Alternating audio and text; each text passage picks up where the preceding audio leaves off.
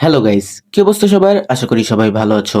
আজকে আমরা এক্সপ্লেন করতে চলেছি 2016 সালে মুক্তি পাওয়া অসাধারণ একটি কোরিয়ান মুভি সুইট 16। মুভিটিতে আমরা এমন একটি পরিবার দেখতে চলেছি যারা একটি ছেলেকে দত্তক আনে, আর সেই ছেলেটি সেই ফ্যামিলির মেয়ের প্রেমে পড়ে, মানে তার বোনের প্রেমে পড়ে। আর এই নিয়েই মুভিটি। তো বেশি কথা না বলে আমরা সরাসরি মুভিতে চলে যাই। মুভি শুরুতে আমরা ইয়ং নামে একটি মেয়েকে দেখি। সে একটি মার্ডার কেস নিয়ে খুব চিন্তিত। তারপর কাহিনী পূর্বে নেওয়া হয়। তখন আমরা ছোট্ট ইয়ংকে দেখি। তখন সে তার আঙ্কেলের সাথে দেখা করতে যায়।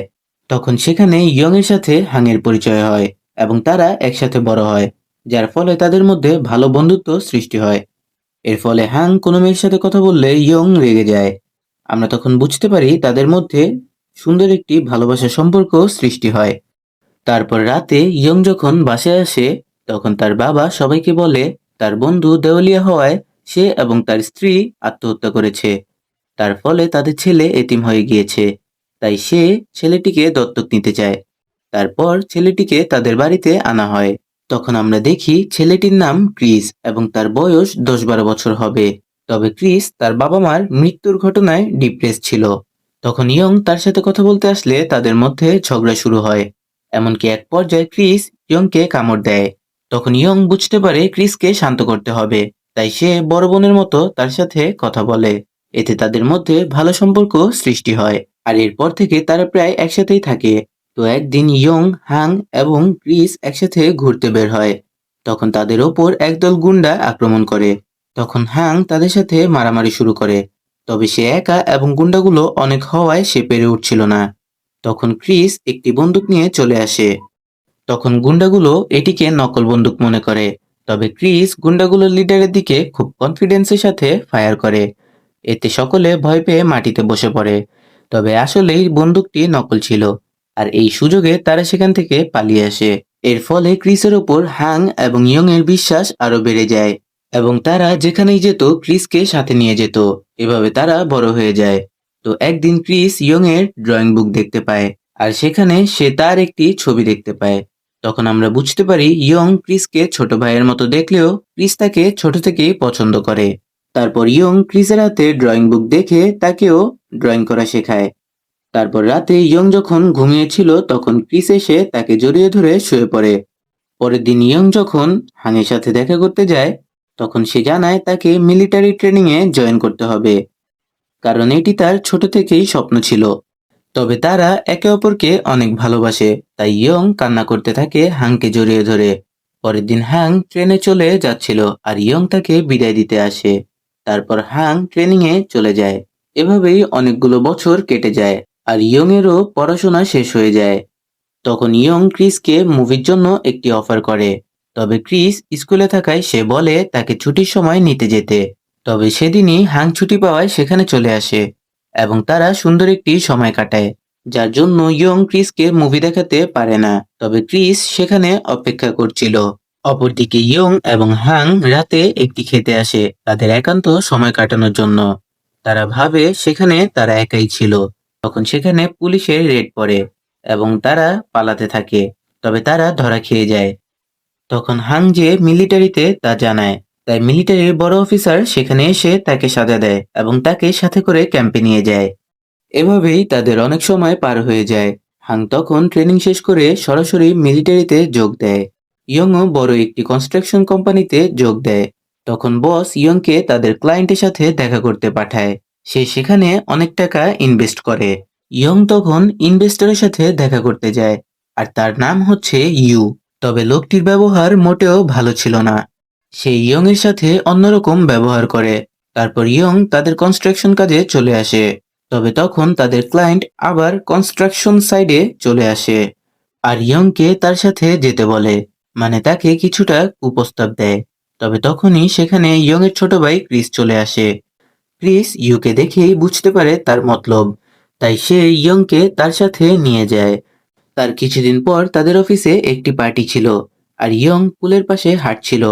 তখন তাদের ক্লায়েন্ট তার কাছে আসে আর বলে, তুমি আমাকে পছন্দ না করলেও আমি তোমাকে পছন্দ করি, এবং তার দিকে আগাতে থাকে। এক পর্যায়ে ইয়ং পুলে পড়ে যায়। তার কাপড় ভিজে যায়।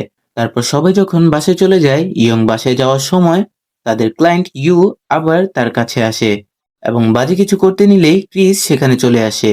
আর তখন ক্রিস বলে, তুমি ওকে আর বিরক্ত করবে না। তখন ইউ ক্রিসকে বলে, তুমি কি করবে?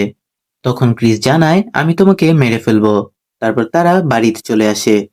তখন ইয়ং ক্রিসের সাথে মজা করতে করতে একটি রোমান্টিক সিচুয়েশন তৈরি হয়।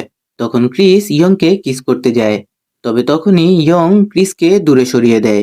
তখন ক্রিস বলেই দেয়, আমি তোমাকে ভালোবাসি, এবং সে বাইরে চলে যায়। তখন ইয়ং ভেবাচেকা খেয়ে যায়। পরের দিন ইয়ং তার কাজে যায়, তবে তার মাথায় গত রাতের কথাই ঘুরছিল। তবে তখনই হাং চলে আসে। তখন তারা তাদের আগের দুই বন্ধুর সাথে একটি হোটেলে যায় এবং খাওয়া দাওয়া করে তারা বাগানে ঘুরছিল। আর তখন হাং ইয়ংকে বিয়ের জন্য প্রস্তাব দেয়। তখন ইয়ং খুব খুশি হয়, আর সে ক্রিসকে কল করে বলে সে আর হাং একসাথে ঘুরছে। আর সে বলে, আমি তোমাকে ভালোবাসি না, আমি হাংকে ভালোবাসি।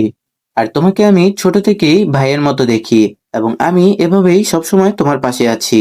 তখন ক্রিস কষ্ট পেয়ে কল কেটে দেয়। অন্যদিকে ইয়ং এর অফিসে একটি পার্টি দেয়া হয়, আর সেখানে ইয়ং সহ তার সকল কলিগরা ছিল।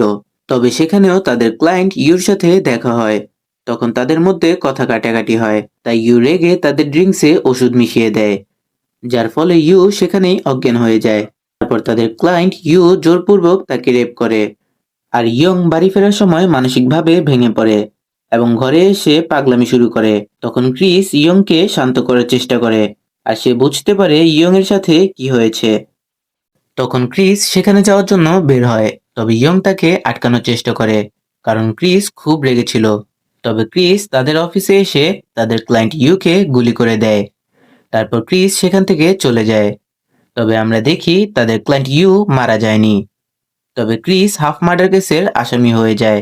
তখন ইয়ং ভাবে, আমার জীবন তো এমনিতেই শেষ, তাহলে ক্রিসকে বাঁচানো যাক। তাই সে তাদের ক্লায়েন্ট ইউর বাবার কাছে যায় এবং বলে, আমি ইউকে বিয়ে করব, তবে এর জন্য ক্রিসের ওপর সকল মামলা তুলে নিতে হবে। আর এটা যখন ক্রিস জানতে পারে, তখন সে তাদের ক্লায়েন্ট ইউর বাবার কাছে চলে আসে আর তার কপালে পিস্তল লাগিয়ে বলে ইয়ং থেকে দূরে থাকতে, আর ইয়ংকে সেখান থেকে নিয়ে আসে আর বুঝায় এমনিতেই আমাদের জীবন নষ্ট হয়েছে, আর ইউকে বিয়ে করলে আরো নষ্ট হবে। আর হাংও এসব ঘটনা শুনে মিলিটারি থেকে চলে আসে তাদের ক্লায়েন্ট ইউ এর কাছে। তখন ইউ এসব নিয়ে মজা করতে থাকে, তাই হাং তাকে একটি ঘুষি মেরে নিচে ফেলে দেয়। আর ইউকে থ্রেড দিয়ে চলে আসে এবং কান্না করতে থাকে। তারপর ক্রিস ইয়ং এর সাথে দেখা করতে আসে, তবে ইয়ং বলে এসব কিছু আমার জন্য হয়েছে। তখন ক্রিস তাকে আটকায় এবং তাকে শান্ত করে ঘুম পাড়িয়ে দেয়। সকালে ইয়ং যখন ঘুম থেকে উঠে, তখন সে তার পাশে একটি চিঠি দেখতে পায়। সেখানে ক্রিস বলে, ইয়ং, আমি তোমাকে ভালোবাসি, আমি কখনো তোমার ক্ষতি হোক তা চাইনি, তাই আমি নিজে পুলিশের কাছে আত্মসমর্পণ করছি, যাতে তোমার ওই শয়তান ইউকে বিয়ে করতে না হয়। এভাবেই অনেকগুলো দিন চলে যায়। আর একদিন ইয়ং যখন বাসে ক্রিসের সাথে দেখা করতে যাচ্ছিল, তখন তার পুরনো স্মৃতি মনে পড়ে। তাদের সুন্দর দিনগুলো নষ্ট হয়ে গিয়েছে। তখন ক্রিসকে কেসের জন্য শাস্তি দেয়া হয়। আর ইয়ং যেহেতু ইয়গের ওপর ধর্ষণ মামলা করেছিল, তাই তার উপরও 10 বছরের জেল দেয়া হয়। আর এই ঘটনায় ক্রিসের সাথে কেউ দেখা করতে না গেলেও ইয়ং প্রায়ই ক্রিসের সাথে দেখা করতে যেত। তখন ক্রিসকে ইয়ং বলে, আমি সারা জীবন তোমার জন্য অপেক্ষা করব। তারপর ইয়ং সবাইকে রেখে দূরে চলে যাচ্ছিল।